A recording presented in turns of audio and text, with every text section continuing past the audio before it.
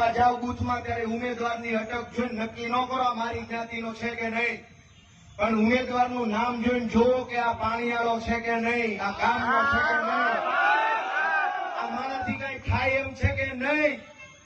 દોસ્તો, આપણા આત્માને પૂછો, ઢંઢોળો પોતાના આત્માને અને પૂછો કે કેટલી વાર અટક જોઈને મત આપ્યા કે મારી જ્ઞાતિનો છે, અમારી નાતનો છે. ગમે એવો ખરાબ માણસ હોય, અમારી નાતનો છે તો એક બટન દાબીશ આવી રીતે કેટલી વાર મત આપ્યા બધાએ. વિસાવદરની જનતાને હું તો સલામ મારું છું.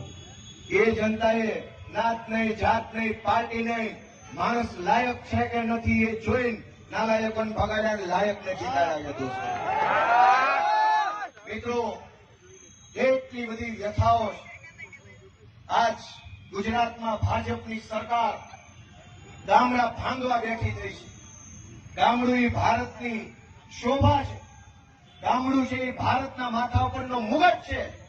ગામડાથી ભારત બને છે, ગામડાથી ભારતનું લોકતંત્ર બને છે, ગામડું ભારતનો આત્મા છે. પણ ભાજપના રાજમાં ગામડે ગામડે ભાજપના માણસોએ ગુંડાગીરી મચાવી છે.